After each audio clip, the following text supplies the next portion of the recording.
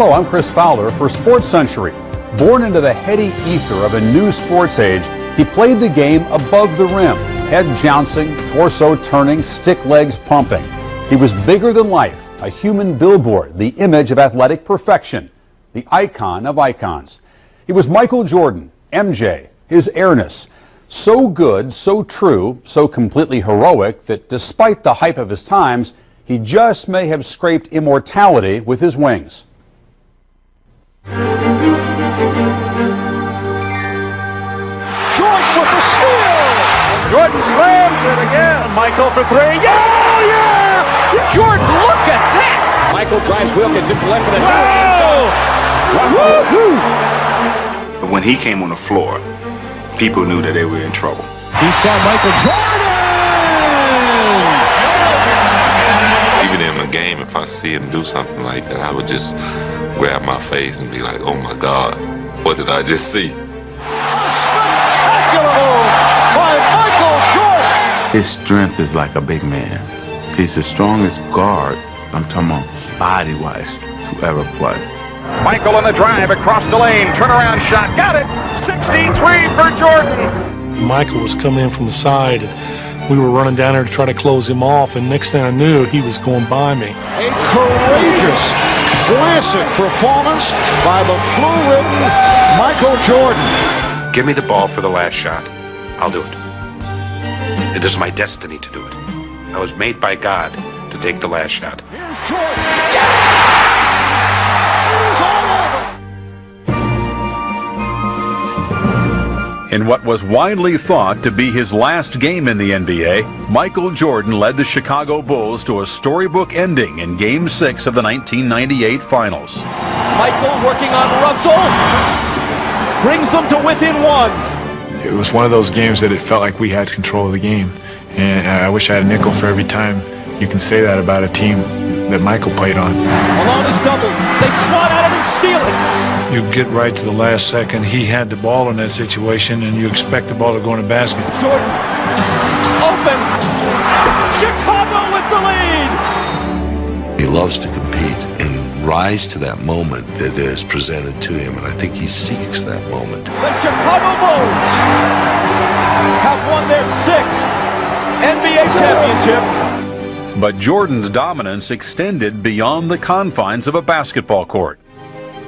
It's hard to overstate Michael Jordan's greatness, but he has done it at a time when everything has come together. Michael Jordan is CEO Jordan. MJ, those new Air Jordans. He had all of the media exposure that the other guys before him didn't have on internet, cable, satellite TV. Game 4 in Chicago, in a word, Michael. Yes, it was a national holiday. Michael did not take off, he just took off on the niche. He became the Pied Piper. Television ratings followed him, fans followed him. They flocked into stores to buy anything that was endorsed by him. You better eat your Wheaties. Michael Jordan created all kinds of fans, including a lot of women fans. Please welcome Michael Jordan.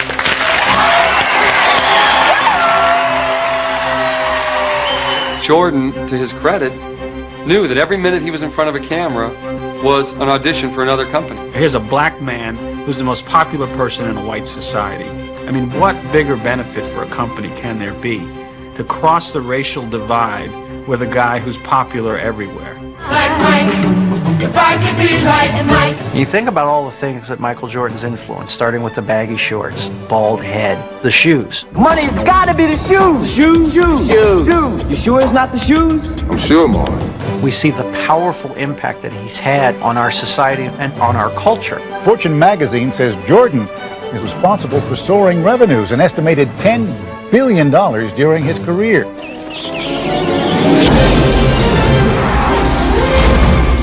It goes across national boundaries where friends of mine go to the heart of the Congo and they see kids in number 23 Chicago Bull uniforms. I thought Magic Johnson was the most famous basketball player in the world still when the Dream Team went to Barcelona, and I was mistaken. Michael was big enough that there were 40-foot murals. Ladies and gentlemen, Michael Jordan! Because I'm good enough, I'm smart enough, and doggone it, people like me. More than liked, Jordan was adored. But the fallout from this idolatry had its negative side. For even as public Jordan mushroomed into a global marketing colossus, the private man shrank ever deeper into a glass-walled isolation chamber. He told me once that when he walks through a crowd, even if he appears not to be looking at the people in the crowd, he can feel every eye on his skin. And he said it's like a burning feeling. Until I'm alone again, I feel the burning, those eyes looking into me. If you're Michael Jordan and you're that celebrated and that good, the phone rings 1,000 times a day with people who have ideas that they say are good for you. This is going to be really good for you. It's not good for you. It's good for them. He said those 2.5 hours on the court every game night is the most peaceful time of my day. He said because it's like there are invisible walls around the court. It's the one part of my day that no one can touch me, no one can come up and ask for an autograph, no one can pitch a business deal. I'm meditating out there. On or off the court, Jordan guarded his carefully tilled public image. He has an awful lot of clout. And I've heard from more than one person that if you step outside the bounds of how he wants you perceived, then the word will get to you. We wrote a story about him in Sports Illustrated when he was trying to play baseball. And I think the story was fairly sympathetic, but the cover was bag at Michael. And he, to this day, will not talk to this magazine. Whenever Michael appears in public to come down from his hotel room, he is always dressed immaculately because he knows that there are people in the lobby that maybe are going to get a 20-second glimpse of Michael Jordan for once in their life. And he wants to portray a certain image in a certain class. I'm very image conscious, probably more than I should be, because I think it really prevents me from being the fun person that people behind closed doors know who I am. Jordan said, a lot of times I'll dream I'm a bad alcoholic, and in the dream I can't stop drinking and I'm embarrassing myself and I'm going to lose everything. He says, and I wake up from that dream in a sweat. He knows that one slip up, one mistake can throw it all away. And I think he lived in terror of that for a very long time. To keep from living any part of that nightmare, Jordan enlisted the media in his efforts to stay balanced on the high wire. We protected him more than I'd like to admit. When his first child was born, he hadn't been married yet. He says to a couple of the beat writers, including me, I really would appreciate it if you didn't put that in the newspaper. Because we know he's had the baby, who was Juanita, who's, became his wife, and they were going to get married. And so I say, sure, Mike, we won't do it. And we don't. I mean, we just simply protect him because he asked us and because we were concerned as well about what the public reaction would be. Michael Jordan is the Teflon athlete of our generation. Everything just fell off of Jordan. You couldn't win any points in the media if you said or wrote something bad about him. People didn't want to hear that. Certainly when it comes to Michael Jordan, I think that we're in some sort of national denial. Everybody made money through Michael Jordan. Nobody really wants to disturb this legend. Born in Brooklyn on February 17, 1963, Michael Jordan was the fourth of 5 children. When he was still an infant, his father James and mother Dolores moved the family back to their native North Carolina, where they eventually built a home in the seaside town of Wilmington. As a kid, he watched Roots and sort of had a vague idea of what the whites did to the blacks in our country. And I think that he said he got a little angry, but his parents wouldn't let him carry it very far. It's, be better than that, rise above it. He would watch his father working around the house, and his father would have his tongue sticking out while he was working. And whenever Michael would go to work, he'd have his tongue sticking out too. He kind of is the one that kept things going, constantly energetic, moving, involved, always involved in sports, always involved in activity. I'd say mischievous would be the best word to describe him. One day, Jordan's youthful confidence was shaken to its roots. He was only about 12 years old. He and a friend of his were swimming out by Wrightsville Beach, and they got caught in an undertow and got swept out to sea, and his friend died. That's probably where a lot of his fear of water came from. I don't think he went back to the beach that much after that. If Jordan's interest in swimming died with his friend, he always had a natural-born desire to outdo all comers, especially his older brother Larry. I grew up playing against my brother, and that's the best way that you can learn competition. And once you feel like you can beat your brother, you can beat anybody. He just was determined that he was going to win. And once he started to beat Larry, then, well... But Jordan's secure sense of his athletic self was severely challenged during his sophomore year at Laney High School. He failed to make the varsity basketball team. He was only probably 5'9", 5'10". He was the best sophomore that we had, but at the time we really did not need a guard. He says, I looked at the list and I went down it. I went past the J's and I wasn't there. And I went back up again and I wasn't there. He says, and I ran home and my mom was at work. There was no one at home. And I went to my room and I closed the door and I cried so hard. I would venture that was the first time that Mike had ever been told he was not good enough to make a team. And it was tough, but being a competitor, he had something to prove. Jordan accepted the challenge and starred for the JV. The next year, he stood at 6'3" and joined the varsity. By the end of the 1980 season, Jordan had established himself as a major college prospect. His coming out party was the summer before his senior year when Coach Williams and the staff recognized him at camp, and then he ended up going to five-star camp and really playing great. Mike came to our camp, and Sunday afternoon, the first day he was there, I was running a gym, and he came through, and that night I went to Eddie Fogler, and Eddie said, did you see anybody you liked? And I said, Eddie, I think I just saw the best 6'4" high school player I've ever seen. You couldn't get a ticket to see him play as a senior. Everyone who from 30, 50, 60 miles around wanted to come and watch Michael Jordan play. After averaging 27 points and leading Laney High to a 19-4 season as a senior, Jordan packed his bags and headed for the only college he ever seriously considered, North Carolina. He soon learned there were no easy streets in Chapel Hill. A couple of weeks before practice started his freshman year, I said, Michael, you're going to have to do one thing. You're going to have to work a lot harder than you did in high school. And he said, I worked as hard as everybody else. And I said, do you want to be like everybody else? Number 23, Michael Jordan. Jordan's diligence earned him the respect of his coaches. And in the 1982 NCAA final against Georgetown, with the Tar Heels down 1, he wasn't afraid to pull the trigger in the final seconds. Gordy to Black. The time, 18. Shot, Jordan! Michael Jordan!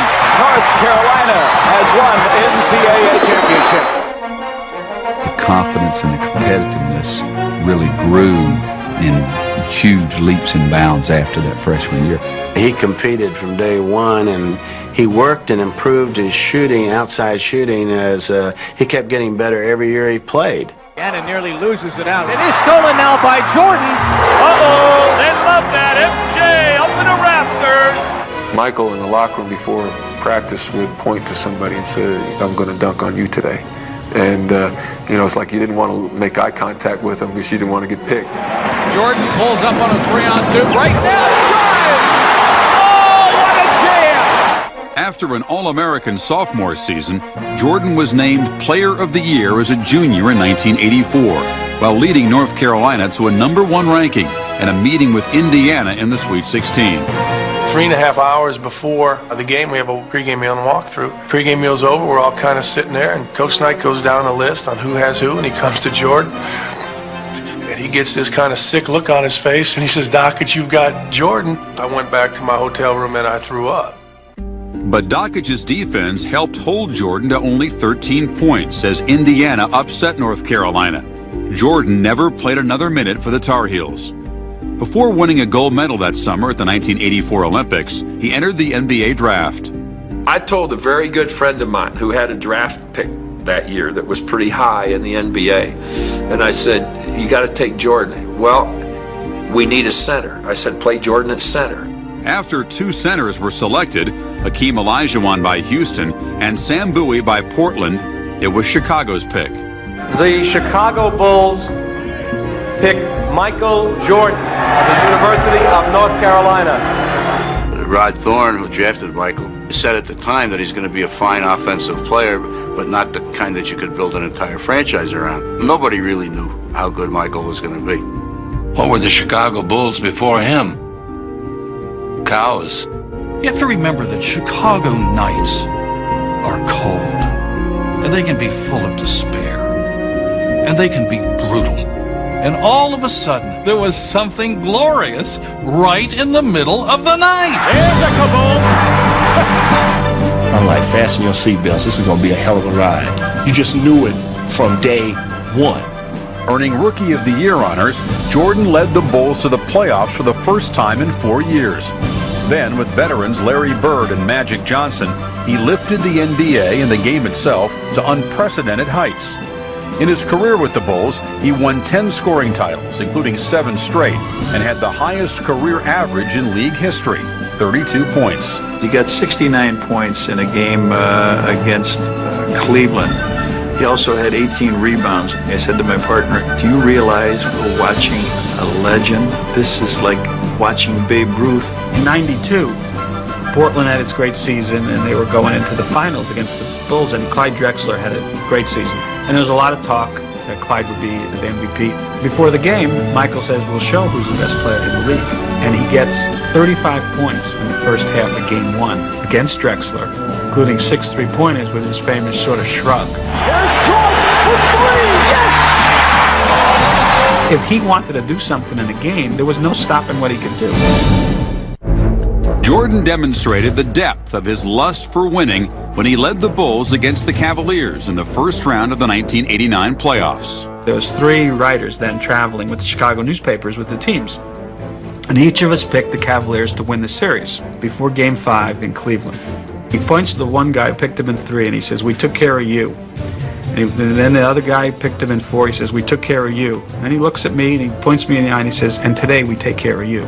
Inbounds pass comes into Jordan. Here's Michael at the foul line. A shot on Elo. Good! The Bulls win! They win! People have no idea how obsessed Michael Jordan is with winning at something.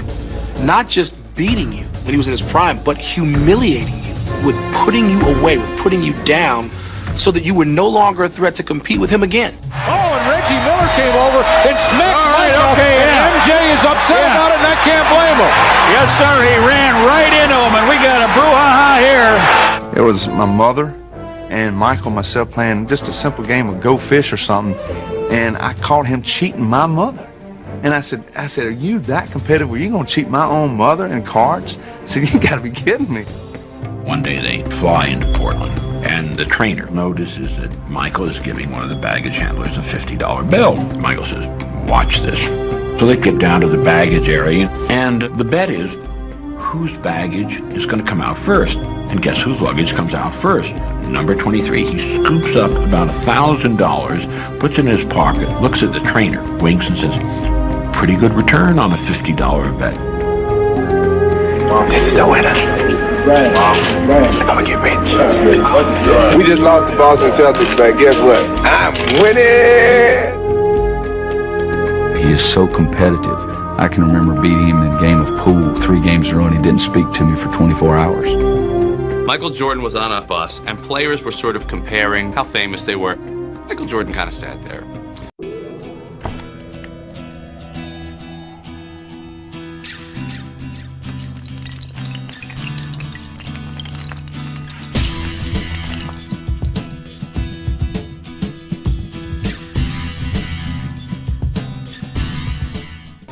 Finally, somebody said something like, I bet even Michael can't get a hold of Janet Jackson. He took out a cell phone, dialed up, said, is Janet there?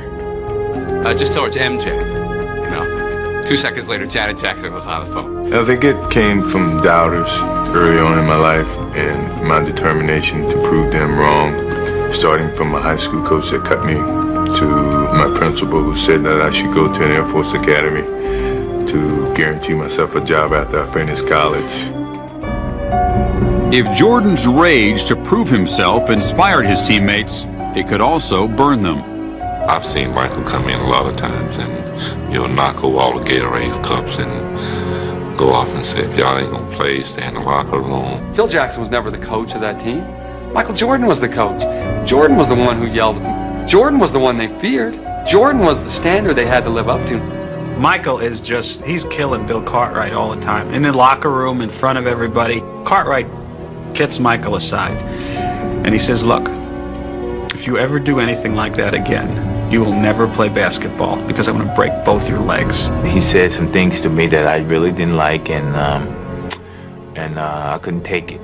If you let him ride you, he would ride you to the moon. He would ride you right out of the NBA and out of your mind. Phil put Steve Kerr opposite of me, but he was giving Steve all the calls. And I'm getting like really ticked off. So I started to play very, very physical. Well, Steve started giving me hard fouls. Next thing you know, I hauled off and just whacked him right in the eye. And then Phil threw me out of practice, and I get home, and I'm just like really hurt. They gave me Steve's phone number, and I got his answer machine. And I said, Steve, I am so sorry. You know, my anger got the best of me. After every fight I've ever seen him in, he's always apologized. He never wanted to hurt you. He had to do whatever he had to do to make you raise your stakes that much higher. My mother had passed away. My first time back at work, I see this big crowd of people. Michael Jordan and Magic Johnson are surrounded by this pack of media. They're going one way in the tunnel. I'm dashing the other way, all alone. All of a sudden, I hear somebody call my name. I turn around. There's Jordan. He said, Andrea, I just wanted you to know how sorry I am about your mother. I was shocked. That told me more about Michael Jordan as a person than any other dealing I'd had with him in the 7 years that I covered him in Chicago. What was your call on that last play?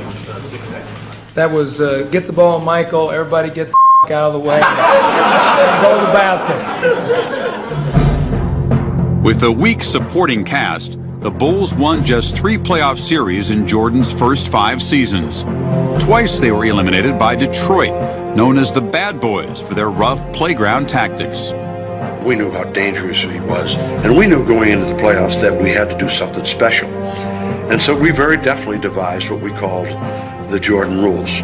Every time he came to the basket, as opposed to giving up layups and dunks because that would energize their team and give them momentum, we would rather send him to the foul line. It was important that we mentally intimidated him, whether he had to knock him down or send 3 guys at him or just look mean, nasty, ugly in his face. In July of 1989, Doug Collins was replaced by assistant coach Phil Jackson, who had an idea how the Bulls might win.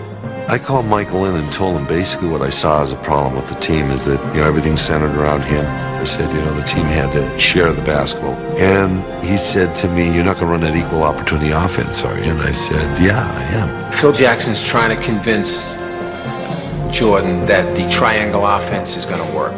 During the game, Jordan comes over to me at press row and he goes, can you believe this freaking offense? This is ridiculous. He got double or triple teamed in a game in Milwaukee, and Bill Cartwright is screaming for him to throw him the ball. And he says, I'm all by myself, you're double teamed. Michael felt the team had a better chance of winning if he was shooting off double teams versus Bill Cartwright or Horace Grant shooting by themselves. There was a lot of feeling that Michael Jordan didn't make his teammates better, that he wanted to score all the time, and that he wouldn't pass the ball to certain people, and there was a feeling that he was not quite good enough to win a championship. Everyone's saying that a scoring leader can't be an NBA champion. I never believed that. He came to a point in his life, in his career, like, man, if I don't trust these guys, I don't think I'm going to win that championship. And once he decided to do that, the sky was the limit for our ball club. The Chicago Bulls advance to the NBA championship round.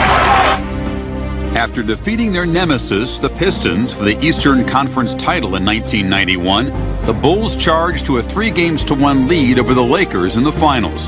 In Game 5, Jordan was faced with the ultimate sacrifice. Phil Jackson will tell you that during the huddle of the final game against the Lakers, he finally had to get in Michael's face. I mentioned to him that John Paxson was open. Michael made a point of finding John Paxson in that fourth quarter for 4 jump shots in a row. And that really kind of sealed the factor that he was a guy who was willing to give the ball up at a time when he knew that he had to do whatever it took to help his team win. The Chicago Bulls have won their first ever NBA championship. After Michael won the first title, he seemed to say, okay, I'm just going to kick everybody's ass. There's no one out here who can stop me. There's no one here who can stop my team if I am the team player that I should be. A penultimate kind of moment for him as a leader. As the last of the first three-peat championships against Phoenix, we'd won 2 games out in Phoenix. We couldn't finish them off in Chicago. We had to go back to Phoenix. We're straggling out to the plane. On the plane strides Michael Jordan. Can of beer in his hand, big cigar. And he stopped and he looked around and he said, anyone that doesn't think we're gonna win the championship, get off the damn plane. And he said, let's go, boys. I didn't even pack for 2 games. Let's go out there and win this game and fly back tomorrow night. Pippen runs down the lane, dumps it out the horse, Paxson for 3. Yeah! Yeah! Hits the 3! Because Jordan had so passionately embraced the team concept, the Bulls won 3 straight championships.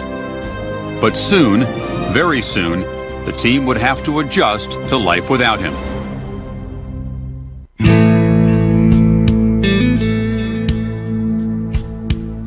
If you're in a room with Jordan, he's going to get up, he's going to pace, he's going to go look out the window. This is a guy who can't sit still.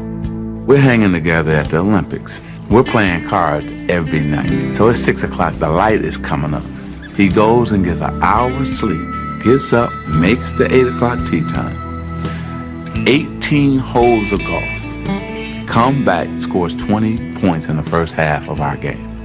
We go back to the hotel, guess what we do? Play cards all night again. The 3rd night comes around, and I'm sleepwalking now, because I got to get some rest. MJ, you gonna stay up all night with me. I said, Michael, I can't do what you do.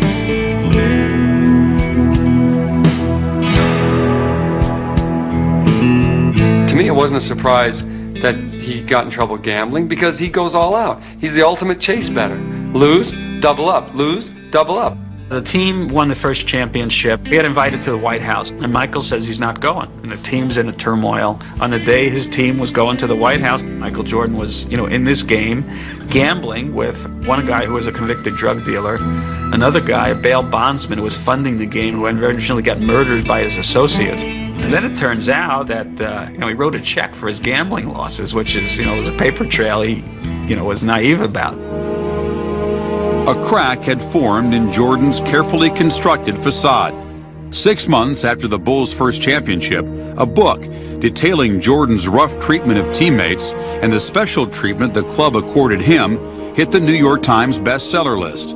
Its title, The Jordan Rules. Paxson has the flu and it's about 103-degree fever, and he comes in, gets his medication, goes home. Now Jordan gets it a couple of days later, calls in, they send the trainer out to his house. In 1993, another book claimed Jordan lost $1 million on the golf course. Meanwhile, the media, once Jordan's vigilant protector, feasted on a report that he gambled the night before a playoff game in New York. All he wanted was just some respect about the issue. Hey, I went down to Atlantic City. I didn't do anything wrong. I didn't miss practice. What are you getting on me for?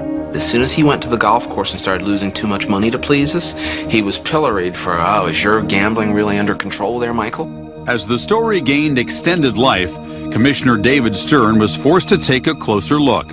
While Jordan simmered and the media swarmed, a former U.S. federal judge was hired to conduct a league investigation. I don't think he regrets the gambling. I think he remains angry that the gambling is what people tried to bring him down on. He felt like that he had been over backwards for the media so much that it really hurt him to have anything negative come out about him. One North Carolina state investigator described the murder of James Jordan as something that could have happened to any one of us. But in this case, the shooting victim was the father of Chicago Bulls superstar Michael Jordan. He and James were alike, and they ran around together. They buddied up together.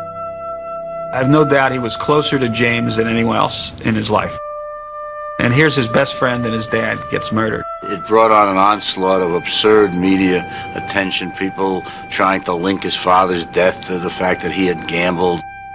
Everything just sort of closed in on Michael. When I lose the sense of motivation and the sense of to prove something as a basketball player, it's time for me to move away from the game of basketball. I needed a change. I just felt I was being engulfed by the success that I've gathered at that time. People were coming in and saying that this is clearly he was being driven from the league for other reasons, whether it was his gambling or something else. I laughed at the time.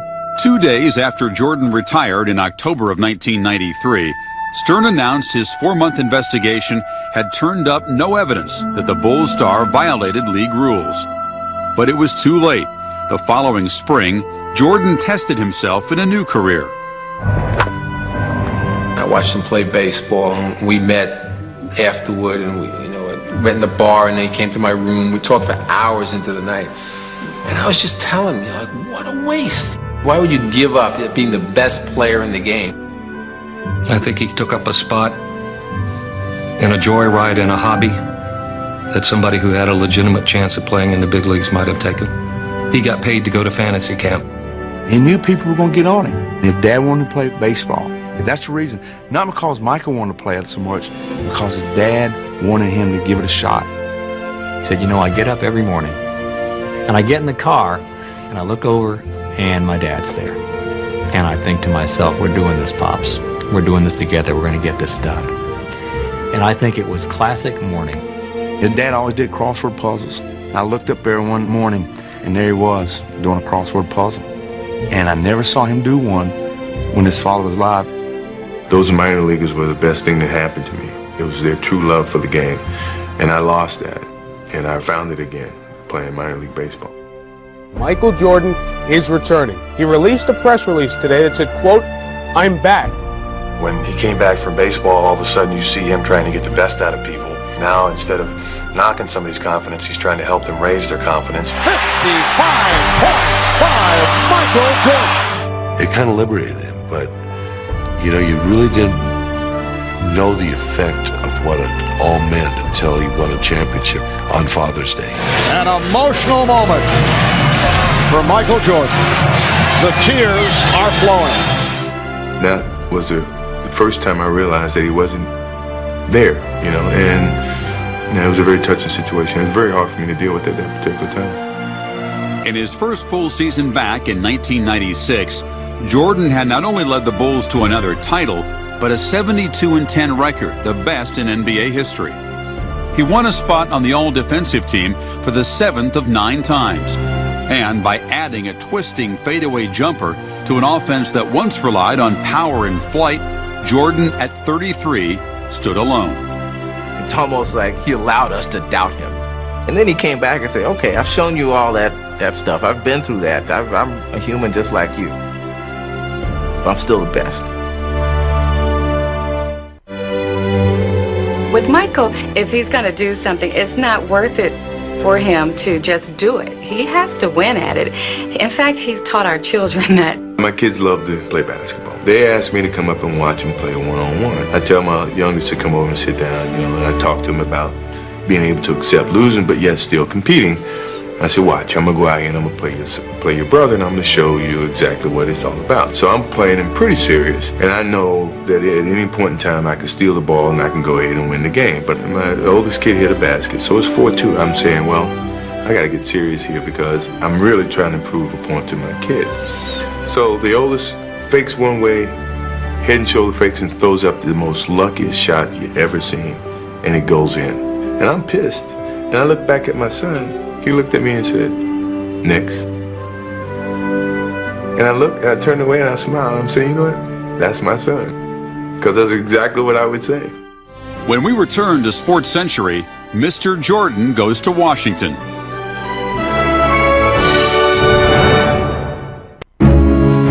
On the basketball court, you see Michael Jordan. and he doesn't hold anything back. As soon as he gets off the court, of all things, Michael Jordan becomes vanilla. He's raised blandness to an art. In 1990, Jordan refused to endorse African-American Democrat Harvey Gantt in his senatorial race against white conservative Jesse Helms in North Carolina. Republicans buy sneakers too, said Jordan. He avoided another public issue during the 1998 season, when Nike came under fire for dubious labor practices in Southeast Asia. Jordan vowed that once the season was over, he would personally investigate the factories in question. He never did. He has to do what every other elite person does that is a member of a race that's in an underprivileged situation. They have to put their money, their power, and their intellect into a system and bring about change. I think it's a little bit unfair to lay it on Michael Jordan and say, okay, wait a second, you're African American, you're the biggest icon, then everything you should do should be for the betterment of all of your people. We do this again for the second time. I am here to announce my retirement from the game of basketball. You know, my life will take a change, and a lot of people say, well, Michael Jordan didn't have any challenges away from the game of basketball. Well, I dispute that. More than golf awaited Jordan when he retired. In January of 2000, he endorsed Democrat Bill Bradley for president, and that same month he became president of basketball operations and part owner of the Washington Wizards. I have an attitude about the way I play. I have an attitude about the way I win. My job and my responsibility with this organization is to see if I can pass that on to the players in those uniforms. This is his way of turning against Reinsdorf and sticking it to him. To take his celebrity, his presence to Washington, D.C., when all of his life, professionally, he's been associated with the Chicago Bulls. In September of 2001, the 38-year-old legend turned in his ownership shares in the Wizards to return to the floor for one last hurrah. Most press people, I believe, are basically opposed to it, and it's almost on very deeply held philosophical grounds. We want to see that shot framed in history and him never come back. In the end, it comes down to all the people who said, well, that last shot you hit to win the 6th championship game was a perfect memory. Well, that's our memory. That's not Jordan's memory. If I can do it, great. If I can't, that's great too. But you can't take my 6 championships away. You can't take all the things that I've done. Michael needed the buzz and the juice of competition. I mean, this is a guy who, without basketball, ends up at blackjack tables and on putting greens playing for a couple $100,000 just to have that adrenaline rush. Nothing else in life gave it to him, so he had to come back. Jordan drives, goes to basket, got it! He scores! Jordan scores, makes it 87-86 with 34 seconds to go! What's been impressive to me is the way that he was a very effective player, even though his physical gifts have gradually left him. He has used his mind much more than his body, I think, during this comeback. The fact that he's been able to play as well as he did, to score 43 points after he's 40 years old. I mean, you know, that's phenomenal. At 6'6", Michael Jordan! I thank you for your support. Now I can go home and feel at peace with the game of basketball. Thank you very much. When Jordan's farewell tour came to a close, not all of his teammates were unhappy. I've had guys in that locker room curse at me this year, show no respect, and Michael stepped in immediately and say, we don't treat our coach that way. All these guys who thought he took away from their games this year, they're going to find out what he brought. Sometimes be careful what you wish for, you might get it. Do they answer to Michael? Do they answer to Doug? Who do they answer to? Or do they answer to both? I just know that he had a hard time communicating with some of the players who had developed a certain status in the league, and they thought maybe they weren't getting the respect that they deserved because Michael Jordan was on the team. Nobody has ever wanted it as bad as Michael Jordan has wanted it.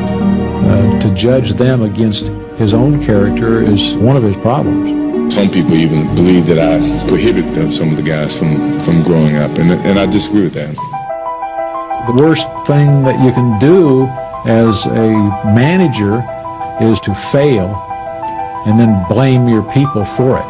And that's what Jordan did with the Wizards. I think he kind of went off on a tangent by playing 2 years instead of just continuing as the general manager and try to make the team better from that aspect rather than stepping out and stepping onto the floor and try to help out by also playing. I think he should have just picked one road and stuck with it. In 2003, Washington finished 37-45 for the second consecutive season and again fell short of the playoffs. The Wizards organization is in shambles, and that's a direct result of Michael Jordan running the team for 3.5 years. To a competitor, sometimes not being as successful is a great send-off, to know that you got to move on to do other things. That's how I looked at this. Jordan's abrupt dismissal from the Wizards in May of 2003 was not only caused by dissension among his teammates, but something that stung far worse. His work ethic as an executive was challenged. One of the prime examples, I think, is Jerry West, who was a great player, became a great executive because he would put in the hard time that was necessary, sitting in basketball arenas where he's watching people that are never going to be in the league, but you learn stuff. Jordan was never willing or able to do that. You can't picture Michael Jordan sitting back retired. I'm quite sure he'll be in Atlantic City and in Las Vegas and hunkered over some 4-foot putt with an ungodly amount of money riding on it. And for his sake, I hope he finds a way to find some happiness or joy just living a normal life, but I don't quite see that happening.